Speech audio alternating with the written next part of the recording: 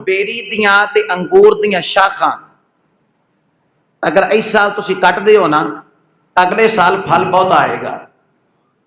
कदे तजर्बा कर लिया जे।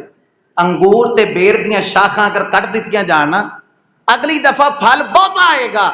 ओदी वजह है कि जितना माल खर्च किया जाए अल्लाह उहदे च इजाफा फरमा छड़दा है।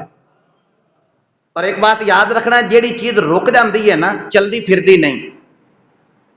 एक बंदा ही है, इंसान अपने उत्ते गौर कर ले, अगर वह चलन फिरन की आदत ना बनाए, वर्जिश ना करे, मेहनत मजदूरी ना करे, घर ही बैठा रहे, कई बीमारियां दे उहदे उत्ते हमले हो जाते हैं। चलता फिरता होवे, दौड़ भाग करता होवे, मेहनत करता होवे, वाक करता होवे, मेहनत मजदूरी करता होवे, कोई पसीना उहदा जिस्म विचों निकलदा होवे, ओहदे करीब बीमारियां नहीं आती। जिहड़ा जिस्म चलता फिरता होवे ना, चलती फिरती चीज हमेशा ठीक रहिंदी है।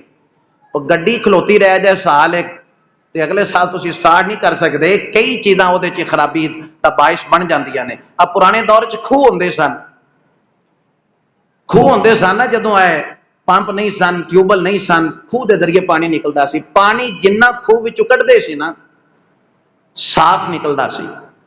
अगर हफ्ता क छड्ड दिंदे सी ना पानी कढना, ते पानी बदबू मार जांदा सी। इसलिए कि चलती फिरती चीज जिहड़ी बार बार हरकत विच है, वो चीज ठीक रहिंदी है। जदों कोई भी चीज रुक जाती है ना, उहदे च खराबी पैदा हो जाती है।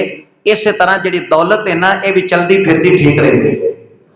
अगर यह भी एक जगह ते बंदा सब बन के उहदे उत्ते बह जाए ना, तो फिर कुरान भी आंदा है, तो हुजूर दा फरमान भी आंदा है कि जितनी खुशकी और तरी विच फसाद बरपा हुंदा है, जेड़ा माल चोर लैके जांदे ने, जेड़ा माल जाया हो जाता है, वह ज़कात ना देने की वजह तो जाया होता है। जेड़ा माल जाया होता है, वह ज़कात ना देने की वजह तो जाया हो रहा है।